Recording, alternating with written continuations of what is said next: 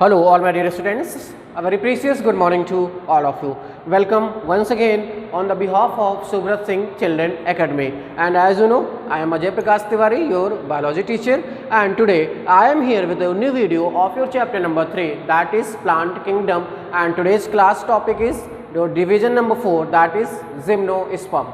In previous videos we have completed pteridophytes, in which we have find out that there was clear cut alternation of generation. It means that there was gametophytic as well as sporophytic stage. Those were developing separately, and in some of the pteridophytes there were two kind of spores. Those were homo and hetero spores were produced. Okay एक large और एक small, जिसको आपने micro और mega spore कहा था, वो आपके कहाँ टेरिडोफाइट्स के केस में प्रोड्यूस हो रहे थे. So most of the pteridophytes were homosporous. It means that they are or they were forming simply same kind of spore, but few such as Selaginella and Marsilea, they were heterosporous. It means that they were forming two kinds of spore, and those spores, one small, that was micro, and another one that is what large, that was mega spore. And this was that homo and heterosporous condition basically seen in pteridophytes, and out of these two, heterosporous condition was the just beginning of the formation of the seed. यानी heterosporous condition मिलने की वजह से ही हमें कहते थे कि जो सीड हैबिट है, सीड हैबिट का जो इवोल्यूशन हुआ है वो सबसे पहले टेरिडोफाइट्स के केस में ही हुआ है. अब उसी सीड हैबिट को हम आगे लेके चलेंगे. यहाँ पे आपको मैं बताऊंगा कि जिम्नोस्पर्म के केस में सीड तो बनते हैं लेकिन वो नेकेड होते हैं. यहाँ पे भी बेटा हेटेरोस्पोरस कंडीशन आपको देखने को मिलेगी. So before starting there are some stats. First, gymnosperm, it is made up of two words. Gymnos means that naked and sperma means that seed, and the term, this term was introduced or given by, you all aware about that, Theophrastus. Theophrastus ने इस gymnosperm term को क्या किया था, introduce किया था. आपको मालूम है कि हम जितने भी अभी डिवीजन पढ़ते आए हैं उनको हम 5 सब हेडिंग्स में पढ़ते आए हैं. तो हम यहाँ से स्टार्ट करेंगे सीधा स्ट्रेट फॉरवर्ड हैबिटेट से. लेकिन हैबिटेट से स्टार्ट करने से पहले कुछ और जनरल कैरेक्टरिस्टिक्स हम बता देते हैं किसके, जिम्नोस्पर्म के. So some general characteristic feature, general characteristics of gymnosperms. So here plant body, इनकी जो plant body है वो कैसी होती है, sporophytic. Plant body is sporophytic. It means that here the sporophyte will dominate it. And next, plant body can be differentiated. Plant body can be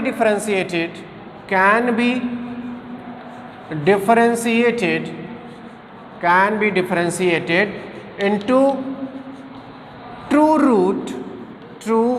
root, stem and leaf. Clear है ना. अगला vascular tissues, or we can write conducting tissues. Those were xylem and phloem. ये दोनों भाई साहब भी यहाँ पे क्या है, are present, but xylem lack vessels. Xylem के पास कौन नहीं होता, वेसल्स. एंड फ्लोएम के पास क्या नहीं होता, and phloem lack companion cell. मैं आपको टेरिडोफाइट्स के केस में भी ये सारी चीज़ें बता चुका हूँ. लेकिन यहाँ पे जो हमने लिखा जाइलम लैक वेसल्स, इसका एक एक्सेप्शन होता है, और वो एक्सेप्शन है इफेड्रा. ठीक है, इफेड्रा में होती हैं, वो हम आपको आगे चल के बताने वाले हैं. ठीक, यहाँ पे आपको ये जानना जरूरी है, गैमेटोफाइट एंड स्पोरोफाइट, जो आपके यहाँ पे गैमीट प्रोड्यूसिंग स्ट्रक्चर और स्पोर प्रोड्यूसिंग स्ट्रक्चर्स हैं. Both gametophyte and sporophyte do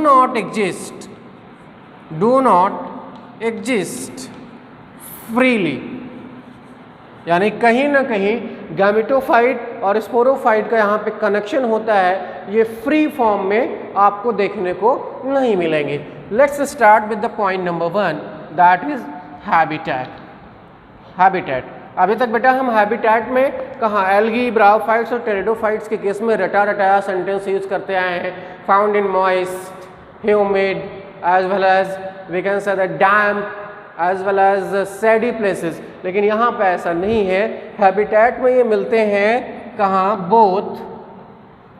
both dry and cold weather condition, यानी ऐसे एरिया जहाँ पे बेटा ज़्यादा गर्मी होती है, ऐसे एरिया जहाँ पे थोड़ा सा मौसम ठंडा रहता है, बहुत ज़्यादा ठंडा रहता है, इन दोनों एरियाज़ में ये आपको जिम्नोस्पर्म मिलने वाले हैं। हाँ, वो अलग अलग इनमें अडाप्टेशन होगा, हम लेटर ऑन देखेंगे।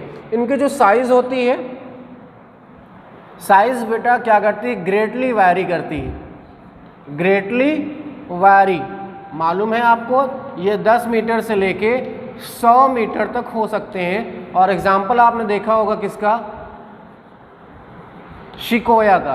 ठीक है, ये सिकोया जो है बेटा सबसे बड़ा प्लांट होता है कहाँ, अगर हम जिम्नोस्पर्म की बात करें तो इनका जो शेप और साइज़ है वो ग्रेटली वैरी करता है। इनकी जो शेप है वो 10 मीटर से लेके कहाँ 100 मीटर्स तक हो सकती है। ठीक है, तो ये तो एक जनरल सी बात हमने आपको बताई है यहाँ से इनके शेप और साइज़ के बारे में, जैसा मैंने बताया था। अब हम देखेंगे दूसरा इनका पॉइंट यहाँ से, स्ट्रक्चर। तो उधर हमने हैबिटेट देखा, अब हम देख लेते हैं स्ट्रक्चर। तो जैसा कि मैंने बताया था, जो प्लांट बॉडी होती है वो डिवाइडेड होती है किसमें, प्लांट बॉडी डिवाइडेड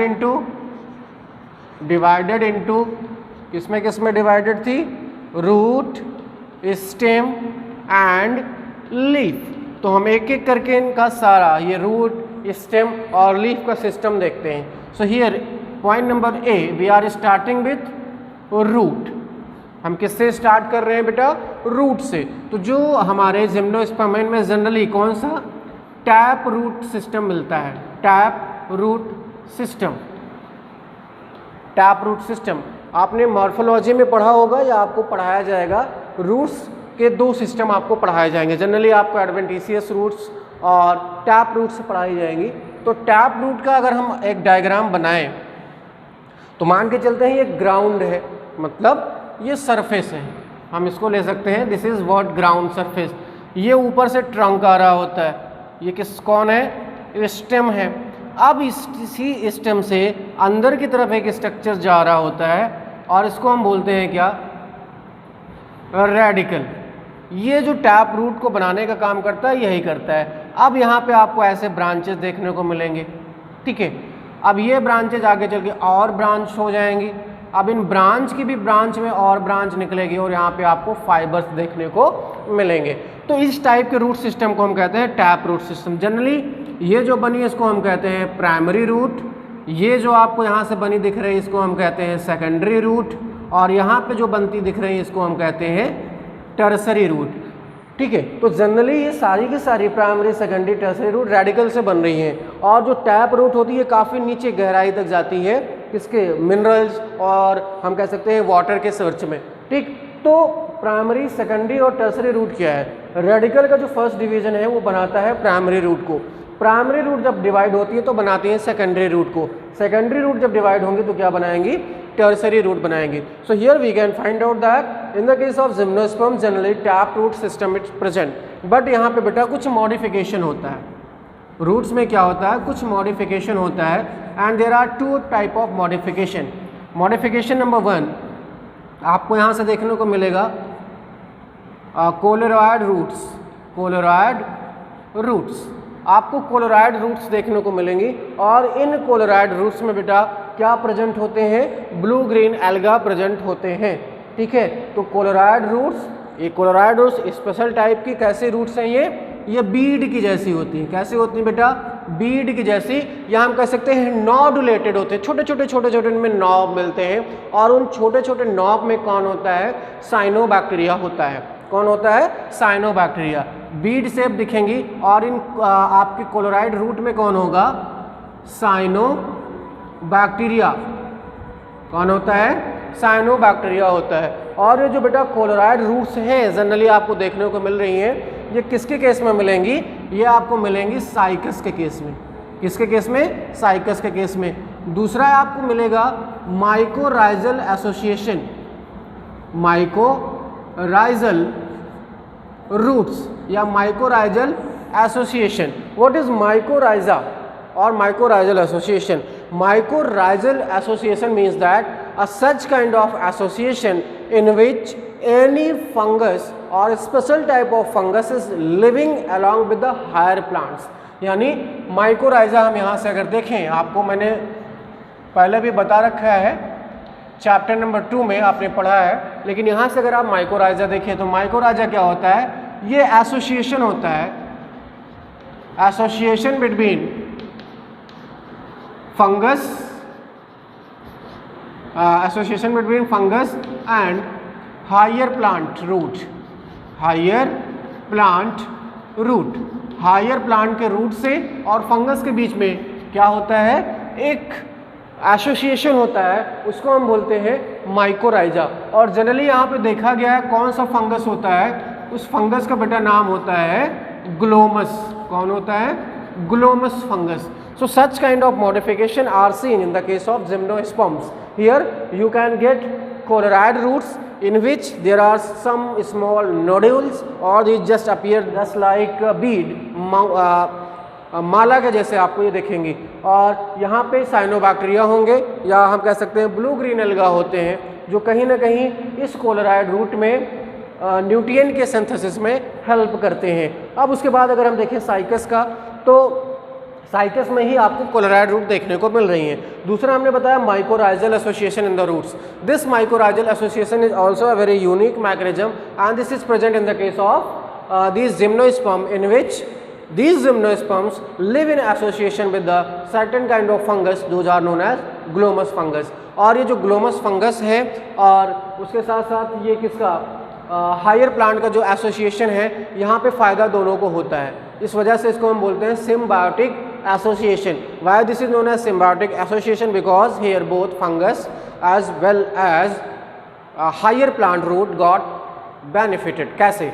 जो फंगस होता है बेटा, इसको शेल्टर मिल जाता है। फंगस को क्या मिल जाता है? शेल्टर मिल जाता है, रहने का स्थान मिल जाता है। और साथ साथ जो रूट्स हैं इनको क्या मिल जाता है? इनको एक नेचुरल प्रोटेक्शन मिल जाता है। और ये जो नेचुरल प्रोटेक्शन है वो फंगस प्रोवाइड करा सकते हैं, मतलब जो फंगस है ये किसी और फंगस को ग्रो नहीं होने देंगे। साथ साथ ये न्यूट्रिएंट की भी व्यवस्था कर सकते हैं। ठीक है, तो ये एक हमने पहला पॉइंट देखा किसके बारे में? रूट के बारे में। ठीक, अब इसको हम इरेज करते हैं और आपको ले चलते हैं दूसरे स्ट्रक्चर की तरफ, that is what? Stem. Okay then next second will be here stem. So बेटा स्टेम में बी unbranched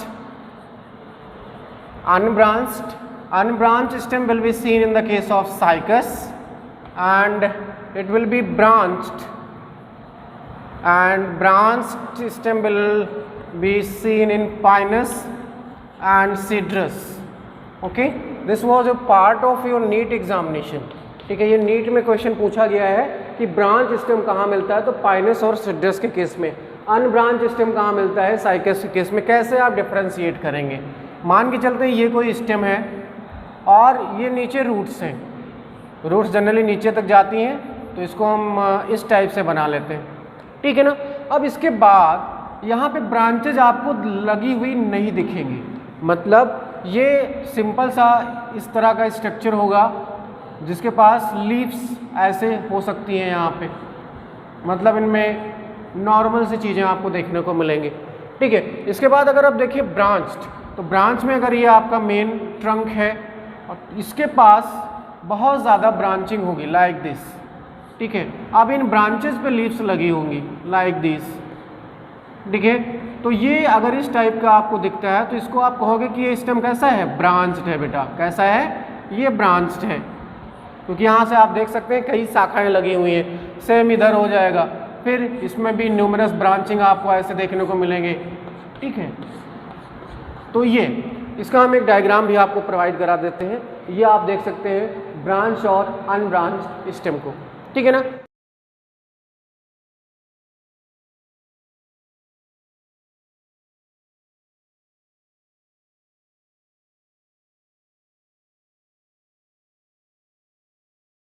इसके बाद अगर हम मूव करें तीसरा लीफ,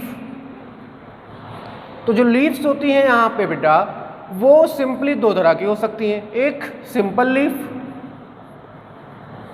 और दूसरी हो सकती है कंपाउंड लीफ। सिंपल और कंपाउंड लीफ, दो तरह की लीफ आपको देखने को मिलेंगी कहाँ, जिम्नोस्पर्म के केस में।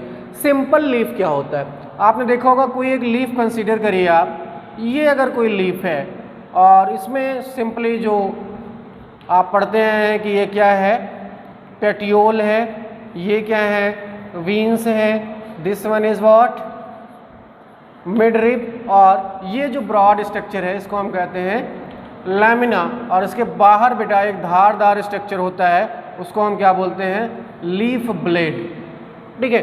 तो सिंपल सी बात क्या है, आपको ये बताना अगर लैमिना क्या है, सिंगल है, अगर लैमिना सिंगल है तो उसको आप क्या बोलोगे, ये सिंपल लीफ है, और लैमिना क्या है, एक से ज़्यादा है तो वो कंपाउंड लीफ की कैटेगरी में आ जाती है। तो ये हमने अभी सिंपल लीफ बनाया हुआ है, ये जो आपको दिखाया जा रहा है this one is of simple leaf, ठीक है। अगर हम कंपाउंड लीफ की तरफ लेके चलें आपको, तो ये मान के चलते हैं कोई एक क्या था, पेटियोल था। अब इसमें जो लीव्स लगी हुई थी कुछ इस टाइप से लगी हुई थी,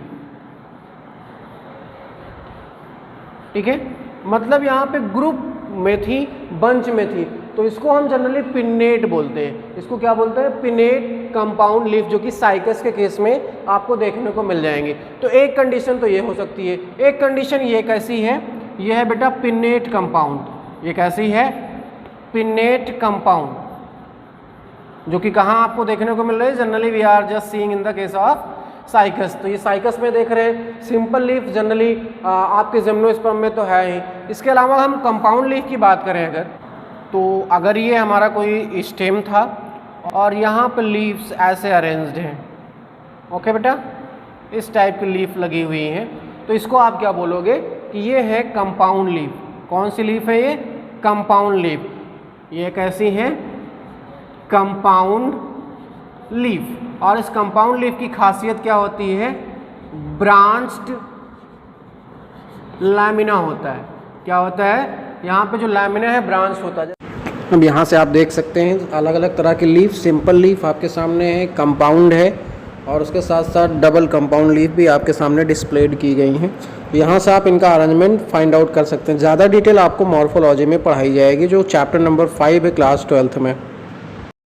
तो अगर हम सिंपल लीफ और कंपाउंड लीफ को कंपेयर करें, तो यहाँ पे तो मैंने कंपाउंड लीफ बनाई है, यहाँ पे अगर हम आपको एक सिंपल लीफ बना के दिखाएं तो सिंपल लीफ ऐसे ही लगी होगी जनरली, ठीक है। इस टाइप की लीफ अगर आपको देखने को मिलती है तो इसको आप क्या बोलोगे, सिंपल लीफ बोलोगे। लेकिन इस तरह की अगर ब्रांचिंग आपको दिख जाती है तो वो हो जाती है क्या, कंपाउंड लीफ हो जाती है। यहाँ पे एक नोट लगाना जरूरी है, इन साइकस के केस में क्या होता है बेटा, pinnate compound leaf is found, pinnate compound leaf is found और प्रेजेंट। यहाँ से आप देख सकते हैं इस टाइप का अरेंजमेंट आपको देखने को मिलेगा, ठीक है। अब अगर हम देखें तो कुछ स्पेशल मॉडिफिकेशन हो जाते हैं, ठीक है। In the case of Pinus, Pinus ये कोल्ड एरियाज में मिलने वाले होते हैं। Leaves converted into spines, leaves are needle like, we can say that that will be more convenient. Leaves कैसी हो जाती हैं, नीडल लाइक हो जाती हैं, मतलब एकदम नुकीली ऐसे दिखेंगे आपको, ठीक है। अब ये जो पाइनस के केस में लीफ नीडल लाइक हुई, ऐसा क्यों हुआ, क्योंकि ये पाइनस आपको कोल्ड एरियाज में मिल रहा है, और अगर इस लीफ एक ब्रॉड सरफेस के रूप में ये लीफ होगी तो इसके ऊपर अगर स्नोफॉल होता है तो वहाँ पे रुका रहेगा। तो ये बेटा जब नीडल लाइक हो जाती है तो जैसे ही स्नोफॉल होता है स्नो स्लिप करके नीचे गिर जाता है, मतलब बर्फ़ नीचे गिर गया, पहला एडवांटेज। दूसरा, उस एरियाज़ में बेटा क्या होते हैं, वाटर की स्कैरिटी होती है, मतलब पानी बहुत ही कम होता है। तो ऐसी कंडीशन में अगर पानी कम है तो फिर से इन लीफ में मॉडिफिकेशन होना बहुत ज़रूरी है। तो लीफ वाटर लॉस को मिनिमाइज करने के लिए कैसी हो गई, नीडल लाइक हो गई। इसके साथ साथ इनके पास बेटा संकेन स्टोमेटा होता है, संकेन स्टोमेटा। जनरली आपने देखा होगा कि स्टोमेटा के थ्रू ही वाटर का लॉस होता है, तो स्टोमेटा क्या हो जाता है, हाईली रिड्यूस्ड हो जाता है और वो प्रिवेंट कर देता है वाटर लॉस को। इसके साथ इनके पास बेटा क्या होता है, क्यूटिकल होती है। क्यूटिकल क्या करती है, क्यूटिकल भी प्रिवेंट करती है किसको, वाटर लॉस को, और इनको एक्सट्रीम क्लाइमेटिक कंडीशन से बचाती है। मतलब अगर बहुत ज़्यादा क्या हो गया, ठंडी है जिसको कहते हैं कोल्ड वेदर है, या हम कह सकते हैं हॉट क्लाइमेट है, ड्राई क्लाइमेट है, तो उस कंडीशन में भी यहाँ पे क्यूटिकल उसका प्रोटेक्शन करने वाली है। तो अगर वेदर क्या हो गया, वेदर अगर हॉट है या हम कह सकते हैं ड्राई है, तो उस ड्राई वेदर में आपको संकेन स्टोमेटा और क्यूटिकल मिलने वाली है। अगर वेदर आपका कैसा है, कोल्ड है, तो कोल्ड वेदर में आपको जनरली क्या देखने को मिलेगा, नीडल लाइक लीफ देखने को मिलेंगे। सो this was all about the leaf. In the last एक पॉइंट आपके एनसीईआरटी में बताया गया है कि जो जिम्नोस्पर्म होते हैं, जिम्नोस्पर्म के पास कौन कौन होता है बेटा, मीडियम साइज ट्री होते हैं, मीडियम साइज ट्री मिलेंगे, लार्ज साइज ट्री मिलेंगे, लार्ज साइज ट्री जो कि 100 मीटर्स तक, मीडियम साइज 10 मीटर्स के आसपास, और इसके साथ साथ यहाँ पे आपको श्रब्स मिलेंगी, मतलब झाड़ियाँ मिलेंगी। मतलब कौन एब्सेंट है, हर्ब्स यहाँ पे नहीं होते हैं। जिम्नोस्पर्म के केस में कौन नहीं होता है, हर्ब्स नहीं होता है। तो ये तो हो गया पूरा एक स्ट्रक्चर की बात। अब न्यूट्रिशन चूँकि आपको मालूम है एक ही की जैसा है, वो भी क्या है, फोटोसिंथेटिक और कैसा, ऑक्सीजनिक फोटोसिंथेटिक। अब हम बात कर लेते हैं रिप्रोडक्शन की। देख लिया जाए किसको, रिप्रोडक्शन को। मैं आपको पहले भी बता चुका हूँ ये क्या होते हैं बेटा, हेटेरोस्पोरस होते हैं। हेटेरोस्पोरस मीन्स दैट यहाँ पे क्या बनते हैं, two kind of spore, two kinds of spore. और वो दो स्पोर कौन कौन से हैं, माइक्रोस्पोर और दूसरा कौन सा है, मेगास्पोर। ठीक है ना। और ये जो स्पोर्स बनते हैं, स्पोर्स आर फॉर्म्ड इन, बता चुका हूँ आपको, टेरिडोफाइट्स में स्पोरेंजिया, सही पहचाना आपने। स्पोर्स कहाँ बनते हैं, स्पोरेंजिया में बनते हैं। Sporangia are present, sporangia are present कहाँ होती है, ऑन स्पोरोफिल। और आपको यह भी मालूम है sporophylls, sporophylls are spirally arranged, are spirally arranged and forms cone और स्ट्रोबाइलस। ये मैं आपको सारी चीज़ें पिछले लेक्चर में बता चुका हूँ, तो यहाँ पे कुछ भी नया नहीं है। लेकिन चूंकि अगर आपने लास्ट वीडियो नहीं देखा है तो एक बार देख लीजिए। थोड़ा सा मैं आपको एक आइडिया दे देता हूँ। हमने आपको बताया था कि स्पोरोफिल्स क्या होती हैं, कुछ इस टाइप का अरेंजमेंट रिकॉल करिए, लास्ट वीडियो में आपको बताया गया था। ये सब किसको दिखा रहे हैं, स्पोरोफिल्स को दिखा रहे हैं। और स्पोरोफिल्स बनती कैसे है, स्पोरोफिल्स बनती हैं by modification of leaf, modification of leaves. और जो मॉडिफिकेशन होता है लीव्स का क्या बनाता है, स्पोरोफिल, या हम कह सकते हैं जो मैच्योर लीफ है उसमें से कुछ कन्वर्ट हो जाती हैं किसमें, स्पोरोफिल में। अब ये जो स्पोरोफिल है इसी के पास क्या होता है, स्पोरेंजिया होता है। ये मैं प्रीवियस वीडियो में आपको बता चुका हूँ। तो ये आप जनरली क्या देख रहे हैं, ये स्पोरोफिल देख रहे हैं, इसके अंदर कौन है, स्पोरेंजिया है। This one is sporophyll, this one is sporangia. और ये टोटल स्ट्रक्चर जहाँ पे ये स्पाइरली अरेंज स्पोरोफिल है, इसको आप क्या बोलते हो, कोन और स्ट्रोबाइलस। कोन या स्ट्रोबाइलस, इसको स्ट्रोबिलस भी पढ़ा जा सकता है। तो ये तो जनरली लास्ट वीडियो में आपको बताया जा चुका है, लेकिन यहाँ पे हमने आपको रिकैप करा दिया। अब बेटा यहाँ पे आपने देखा होगा कि माइक्रोस्पोरोफिल और मेगास्पोरोफिल, दो चीज़ें हमने आपको और बताई थी।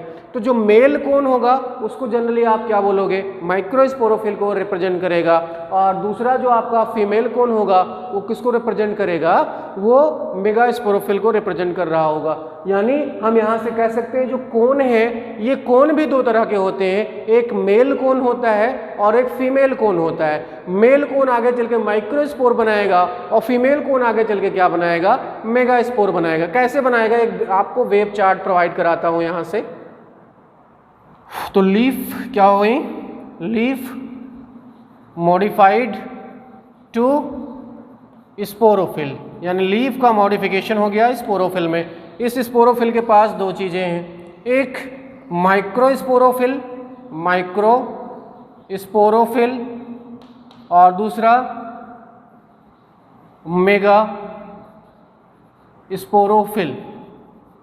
ठीक है ना बेटा। माइक्रोस्पोरोफिल के पास क्या है, माइक्रो स्पोरेंजिया, जिसकी साइज थोड़ी सी क्या है, छोटी है।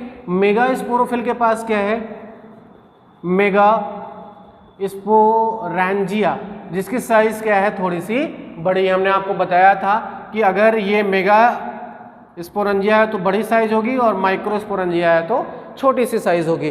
तो ये जो आपका माइक्रोस्पोरोफिल है ये रिप्रेजेंट कर रहा है किसको, मेल कोन को। This just representing the male cone and this one is representing female कोन।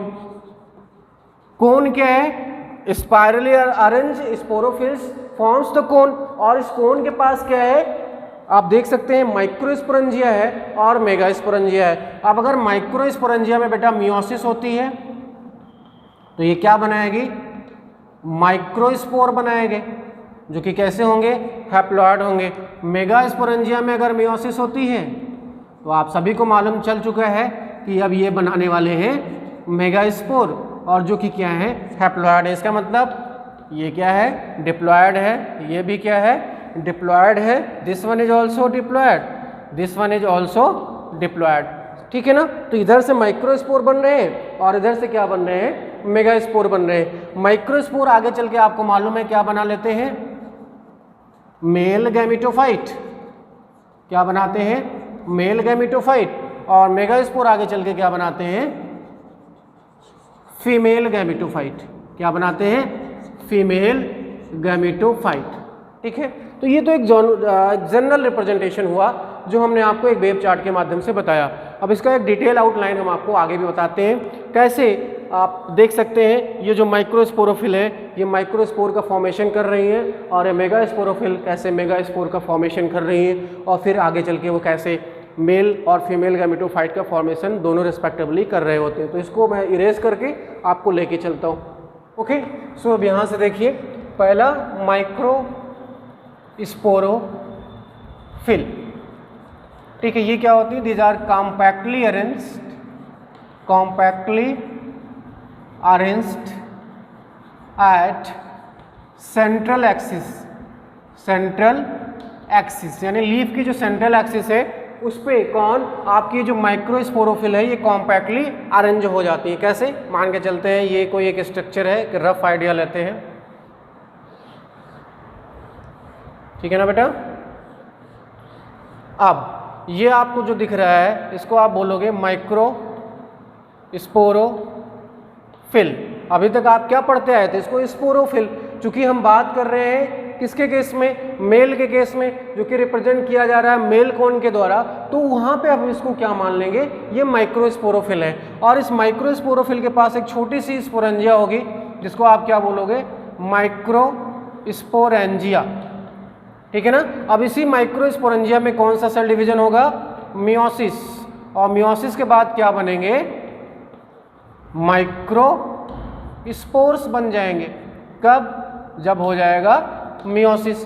तो ये सिंपली पूरा का पूरा स्ट्रक्चर किसको रिप्रेजेंट कर रहा है, मेल कोन को रिप्रेजेंट कर रहा है। मेल कोन में क्या है, स्पाइरली अरेंज्ड स्पोरोफिल, जिनको हम कहते हैं माइक्रोस्पोरोफिल। इसी तरह से अगर हम बात करें नेक्स्ट प्रोसीजर की, तो यहां से क्या होगा, here by the process of meiosis, by the process of meiosis microsporangia, और इसी को हम कह सकते हैं microspore mother cell, MMC, microspore mother cell will form 4 microspores, यानी एक बार में एक माइक्रोस्पोरेंजिया कितने 4 माइक्रोस्पोर को बनाएगी, और इसको हम क्या बोलते हैं, माइक्रोस्पोर टेट्राएड। क्या बोलते हैं बेटा, माइक्रोस्पोर टेट्राएड बोलते हैं। कुछ इस तरह से होता है, ठीक है ना। 3 आपको दिख रहे हैं, एक पीछे की तरफ होता है, तो ये स्ट्रक्चर बना। अब यहां से क्या होता है, दिस माइक्रोस्पोर, यानी माइक्रोस्पोर जो कि बना है, अब ये क्या हो जाएगा, सेपरेट हो जाएगा और बनाएगा microspore develops into male gametophyte, यानी माइक्रोस्पोर ने क्या बना लिया, मेल गैमेटोफाइट को बना लिया, ठीक है ना। अगला पॉइंट है मेल गैमेटोफाइट जो कि बना हुआ है, mail gametophyte is highly reduced.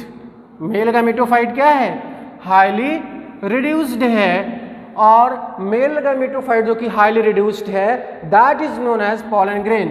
So male gametophyte is highly reduced, known as pollen grains। क्या बन गया, pollen grain बन गया, ठीक है ना। इतनी चीजें आपको जानना जरूरी था किसमें, जो आप देख रहे थे माइक्रोस्पोरोफिल के केस में। अब यही बात हम देख लेते हैं कहाँ, मेगास्पोरोफिल के केस में, मेगास्पोरोफिल के केस में। अब मेगास्पोरोफिल जैसे यहाँ पे बनाया था, यहाँ पे भी बना लीजिए, और सेम यहाँ से ऐसे फटाफट खींच दीजिए। यहाँ पे एक बड़ी सी आपको स्पोरेंजिया देखने को मिलेगी। अब यहाँ से इसको आप बोलोगे मेगा स्पोरोफिल, और इसको क्या बोलोगे, मेगा स्पोरेंजिया। अब इस मेगा स्पोरेंजिया को अगर हम जूम करके देखें, किसके केस में, जिम्नोस्पर्म के केस में, जूम करने के बाद ये आपको कुछ इस टाइप का स्ट्रक्चर देखने को मिलेगा, like this, okay. And here यहाँ पे आपको एक स्पेशल स्ट्रक्चर दिख रहा है। अभी तक हमने देखा था कि जो मेगास्पोरेंजिया थी वो टेरिडोफाइट्स के केस में उसके पास प्रोटेक्टिव लेयर नहीं थी, लेकिन यहाँ पे वो प्रोटेक्टिव लेयर ये बाहर की तरफ आ गई है, और इसको हम क्या बोलते हैं, इंटेगुमेंट बोलते हैं। क्या बोलते हैं बेटा, इंटेगुमेंट बोलते हैं। और अंदर एक सेल मास होता है, और उस सेल मास जो कि ये न्यूट्रिटिव है, ये कैसा है, न्यूट्रिटिव है, और ये कॉम्पैक्टली अरेंज है सेल्स, इसको हम बोलते हैं न्यूसेलस। न्यूसेलस एक टिश्यू है बेटा, यहाँ पे सेल्स ग्रुप होकर टिश्यू बना रही हैं, और यहाँ की जो सेल्स हैं वो कैसी हैं, डिप्लॉयड है। ये क्या करती हैं, इनके पास न्यूट्रिटिव मटेरियल होता है, और ये ओवरऑल स्ट्रक्चर किसको दिखाया जा रहा है, मेगा स्पोरेंजिया को आपको दिखाया गया है। इसी को हम बोलते हैं ओव्यूल, यानी integumented megasporangia is known as ovule. And remember, out of these many cells, any one, so यहाँ से any one cell, any one कौन सी cell, nucellar cell. Nucellar cell का मतलब जो कि न्यूसेलस की सेल है। So any one nucellar cell will act as megaspore mother cell, यानी इसमें से जितने भी सेल्स थी, इसमें से कोई एक किस तरह से काम करने वाली है, मेगास्पोर मदर सेल की तरह काम करने वाली है। यहाँ पे बेटा जो ओपनिंग है, इस ओपनिंग को कहा जाता है माइक्रोपाइल, और ये ओपनिंग इसलिए होती है कि जो हमने अभी इधर पॉलन ग्रेन बनाया है, वो पॉलन ग्रेन आए, इस पे लैंड करे और अंदर जाके फर्टिलाइजेशन का प्रोसेस कर सके। तो any one nucellar cell will act as megaspore mother cell. हमने ऊपर भी एमएमसी लिखा है, नीचे भी एमएमसी लिखा है। ऊपर जो एमएमसी है वो माइक्रोस्पोर मदर सेल है, और जो नीचे वाला एमएमसी आपको दिखाया जा रहा है मेगास्पोर मदर सेल है। अब मान के चलते हैं कोई एक सेल, कोई भी एक सेल ले लेते हैं, ये क्या थी, ये है एमएमसी मेगास्पोर मदर सेल। इसमें क्या होगा, there will be what? Meiosis cell division, and after meiosis cell division there will be formation of 4 megaspore. ये क्या बन रहे हैं? 4 मेगास्पोर बन रहे हैं. आउट ऑफ दीज 3 क्या हो जाते हैं? डीजेनरेट हो जाते हैं. 4 बने, उसमें से कितने? 3 डीजेनरेट हो गए. अब एक ये बचा है, ठीक है. ये जो बचा इसको आप क्या बोलते हो? Functional megaspore. और ये फंक्शनल मेगास्पोर कौन सा सेल डिवीजन करता है? माइटोसिस. और क्या बना लेता है? Female gametophyte. क्या बनाया? Female gametophyte. बेटा ये इधर आपको दिख नहीं रहा होगा, तो इधर से इसको हटा देते हैं. ये आपका जो है फंक्शनल मेगास्पोर आप यहाँ से देख सकते हैं, दिस वन. ये क्या करेगा? माइटोसिस करेगा, और माइटोसिस के बाद क्या बना लेगा? Female gametophyte. क्या बना लिया? फीमेल गैमेटोफाइट बना लिया. एक बार ओवरऑल प्रोसेस फिर से देख लीजिए. यहाँ से आप देखें, ये जो मेगास्पोरोफिल था, मेगास्पोरोफिल के पास क्या था? मेगास्पोरेंजिया. अंतर क्या है टेरिडोफाइट्स और जिम्नोस्पर्म में? इस मेगास्पोरेंजिया के पास क्या है? कवरिंग है, उसको हम इंटैगुमेंट कहते हैं. अगर हम जूम करके देखें तो ऐसे दिखेगी. Here this integumented megasporangia is also known as ovule, and in the center part there is diploid cells, those are known as nucellus, and out of these any one nucellar cell will act as megaspore mother cell, and by the process it will form 4 megaspores. Out of these 4 megaspores 3 will degenerate, 1 will remain, and that is known as functional megaspore. And functional megaspore by means of the repeated mitosis cell division that will form female gametophyte. तो अभी तक हमने mail और female gametophyte बना लिया है. अब आगे का जो प्रोसेस है वो प्रोसेस किसका होगा? फर्टिलाइजेशन का होगा. Okay then. तो अभी तक बेटा हमने क्या बनाया? Female gametophyte. और जो कि फीमेल गैमेटोफाइट हमने बनाया, फीमेल गैमेटोफाइट, इसके पास कितनी? 2 और मोर आर्किगोनिया में प्रेजेंट, यानी 2 या 2 से अधिक आर्किगोनिया प्रेजेंट हो सकती हैं. कैसे? यहाँ से देखिए, ये आपका अभी जो मैंने बनाया है वो था कुछ इस टाइप का स्ट्रक्चर, इंटेगुमेंटेड.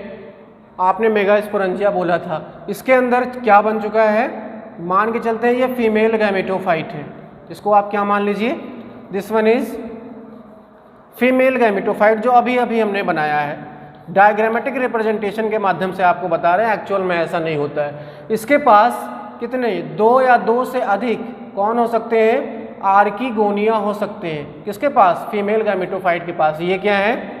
आर्किगोनिया है. और इन्हीं आर्किगोनिया के पास कौन है? इनके पास एग है.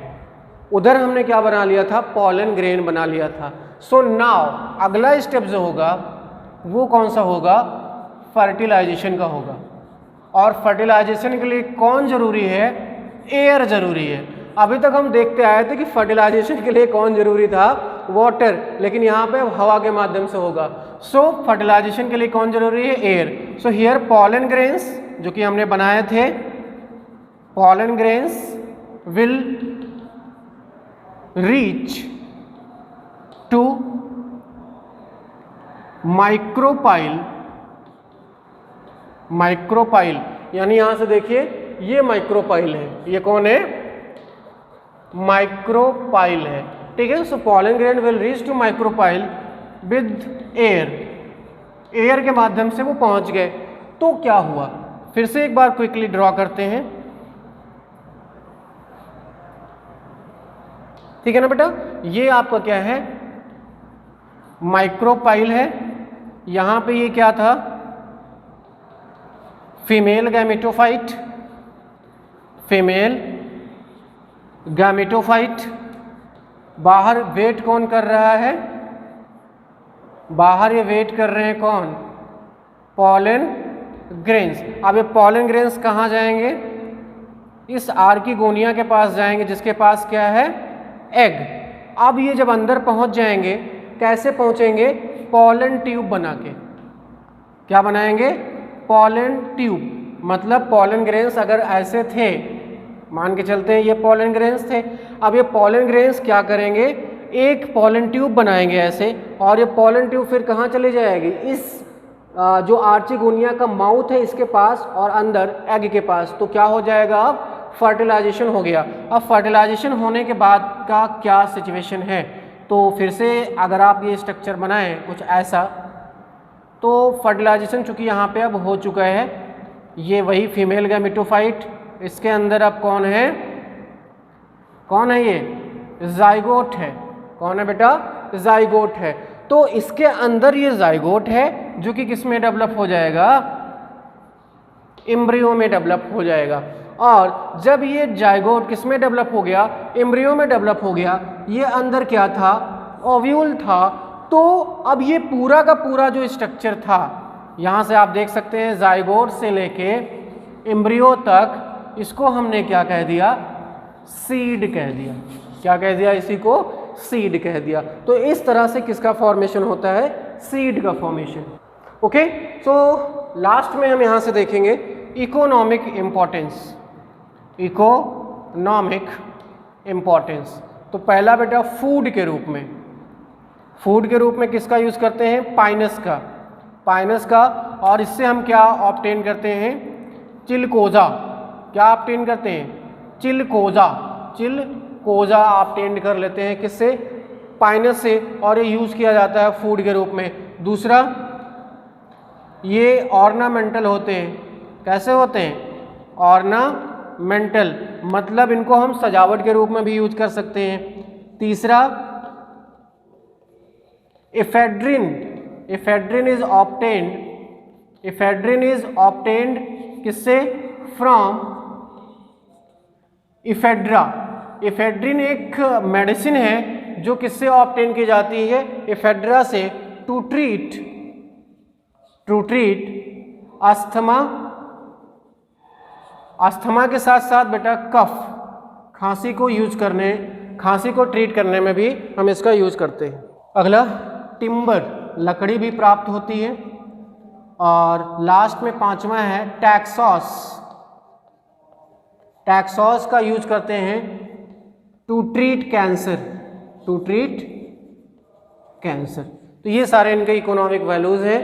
ये एज फूड पाइनस, जिसको हम बोलते हैं चिलकोजा, इसको पाइनस गियार्डियाना बोला जाता है, जिससे हमको चिलकोजा मिलता है। ऑर्नामेंटल वैल्यूज होती हैं सजावट के रूप में। एफेड्रिन एक मेडिसिन है जिसका हम यूज़ करते हैं अस्थमा और कफ को ट्रीट करने के लिए, एफेड्रा से मिलती है। और टैक्सस एक प्लांट है जिससे हमको टैक्सॉस मिलता है, और ये ट्रीट किया जाता है इसको, कैंसर को। और इसके साथ साथ टिम्बर भी हमको यहाँ से ऑब्टेन्ड होता है। अब हम कुछ एग्जांपल्स देख लेते हैं लास्ट में जिम्नोस्पर्म्स के। Okay then students, so in the last let's quickly discuss the examples already written on your green board. First, कोनीफेरोप्सिडा।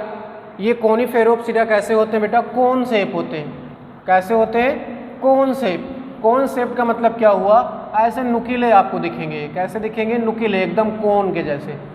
ठीक है, कोई भी इनके ऊपर बर्फ गिरी, नीचे पानी गिरा, नीचे पहुंच गया। ठीक है ना। एग्जाम्पल यहाँ पे पाइनस है, फर है, रेडवुड है। और रेडवुड को ही आप क्या बोलते हो? सिकोया 100 मीटर्स तक ये जाता है बेटा। ठीक है ना। इसके साथ साथ जूनिपर है जिसको आप क्रिसमस ट्री भी बोलते हैं। ठीक है। उसके बाद दूसरा है, उसके बाद दूसरा कौन सा है बेटा? जेंटोप्सिडा। इस जेंटोप्सिडा में आप देखेंगे जेनिटम और एफेड्रा। एफेड्रा में ध्यान दीजिए, इसी से एफेड्रिन मिलती है। और इसके साथ साथ इसमें कौन सी वेसल्स होती हैं? जाइलम में कौन होती है? वेसल्स। ये एग्जाम्पल है और एक्सेप्शन भी है। इसके साथ साथ हम देखें साइकेडोप्सिडा, इसमें जेमिया है, साइकस है।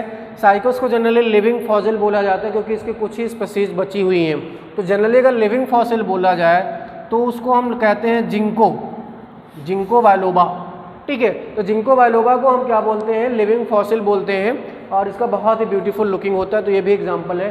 तो ये साइकेडोप्सिडा में जेमिया और साइकस को हम जनरली लेके चलते हैं। तो अभी तक हमने जिम्नोस्पर्म देख लिया है। अगले वीडियोस में हम एंजियोस्पर्म को कंसीडर करने के साथ साथ 3 तरह की जो लाइफ साइकिल दी गई हैं आपके एनसीईआरटी में उनको देख लेंगे। So this was all about for today's class. Thank you very much for watching the video. Don't forget to like the video, subscribe the channel and share with your friends. So that is all about for today. Like always keep smiling, have a nice day. जय